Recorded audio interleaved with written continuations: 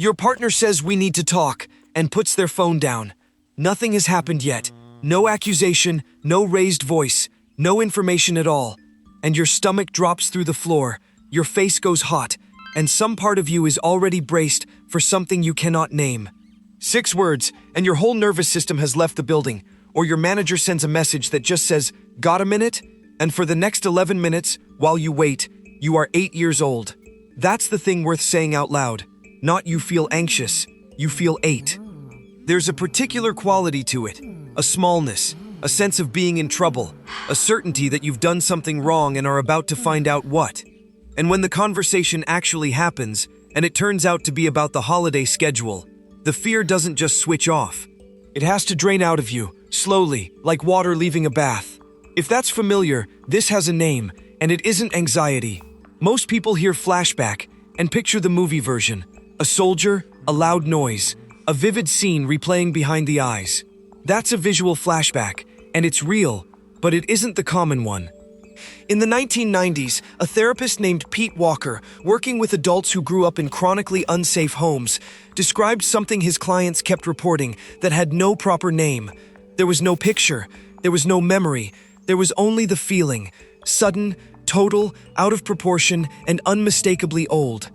He called it an emotional flashback, and here's what makes it so hard to catch. Because no image comes with it, you have nothing to point at.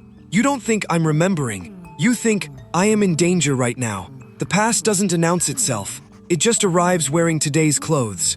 And once you know the name, you start noticing how often people describe it without having a word for it. I don't know why I got like that. It was such a small thing. I was fine, and then I wasn't. That last one especially.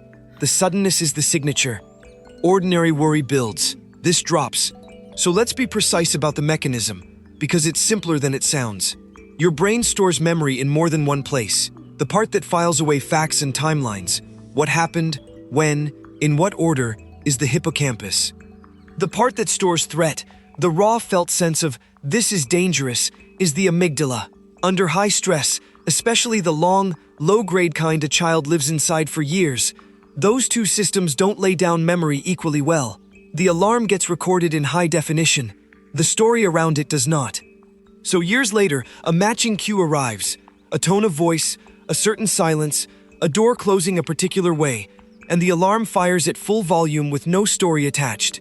You get the danger without the date stamp. Bessel van der Kolk put it in one line that's hard to improve on.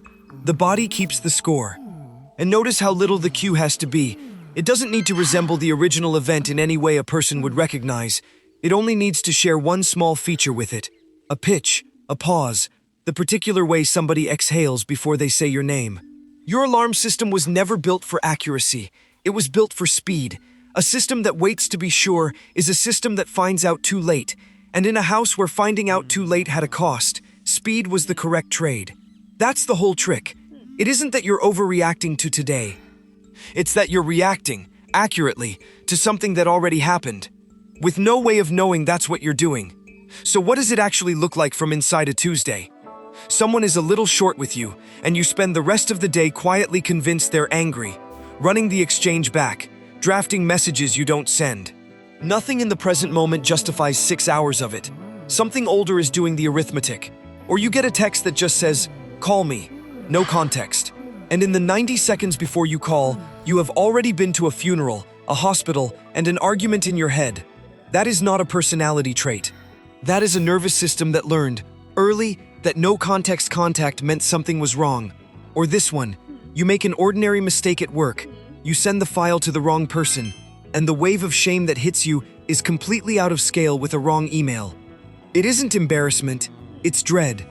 It's the specific feeling of being about to get in trouble in a way that has consequences, and it belongs to a much smaller person. Or the one that happens in the middle of something good. You're at dinner with people who like you, the evening is going well, and out of nowhere a cold thread of dread runs through you. For nothing. Nothing was said, and you spend the rest of the meal half present, monitoring, waiting for the thing that never comes. Safety itself can be a cue, if safety was historically the moment right before something went wrong. Then there's the timing. Emotional flashbacks tend to hit hardest, not in the crisis, but afterward, when things go quiet. On a Sunday, On the first calm evening in weeks, because the alarm system finally has room to run, and it runs the old tape. And there's the shape it takes in your body. Some people go small, shoulders in, voice down, apologizing for taking up space. Some people go sharp, snapping first, getting the argument over with, controlling the exit. Some people go blank, watching themselves from across the room, hearing their own voice from a distance. These look like completely different reactions. They're the same alarm choosing a different door. The one that hurts most is what happens afterward. You come back to yourself. You look at the size of the reaction against the size of the trigger, and you conclude that something is wrong with you, that you're too much, that you're broken. And now the shame does a second lap, on top of the fear. That second lap is optional. It's just the only thing that's ever been available. So what actually helps? Not calm down. Nothing has ever been fixed by calm down. 1. Name it while it's happening. In ordinary words. Not I'm having a trauma response. Just, this is old. 2 words. You're not arguing with the feeling. You're not trying to make it leave.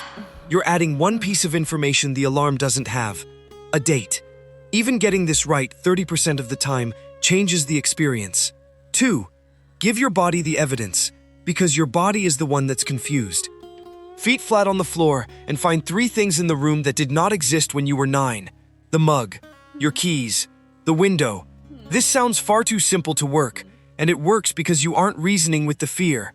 You're feeding the senses the present tense. 3. Ask one question. How old do I feel right now? Not how old are you? How old do you feel? Most people answer immediately and are surprised by how specific the number is. 6. 11. That number is the memory, arriving without its picture. 4. Delay the response, not the feeling. The feeling is allowed to be here. But if you can put 90 seconds between the wave and the reply, the message you send, the thing you say, you are almost always a different person on the other side of those 90 seconds. Most damage in relationships happens inside that window. 5. Afterward, ask what the cue was. Not to psychoanalyze yourself, just to build a list. Someone sighing, being interrupted, a closed door. The list is short, and it repeats, and a flashback you can see coming is already a smaller flashback. None of those 5 make it stop. That's worth saying plainly, because the promise of stopping is what makes people give up on the small things. What they do is shorten it. A flashback that used to take a whole evening starts taking an hour, then 20 minutes. The wave is the same height, you just stop being underneath it for as long. That is the actual shape of progress here, and it's slow enough that you'll only see it looking backwards. 2 things I want to be careful about. This is not a diagnosis, and recognizing yourself in this isn't proof of anything. And if these are frequent, or severe, or you're losing time, this is exactly the territory where a trauma-informed therapist is worth the effort. Because this is one of the areas where good therapy genuinely works. What I'm describing here isn't treatment. It's a way of understanding what's happening to you at 9 p.m. on a Tuesday, so you stop concluding that you're broken. Because here's the reframe, and I think it's a fair one. That reaction wasn't a malfunction. Somewhere back there, in a house where you needed to know early, an alarm system was installed, and it was installed well. It's just still running the settings for a building you moved out of a long time ago. You're allowed to update the settings, slowly, imperfectly, with a lot of days where you don't catch it until afterward.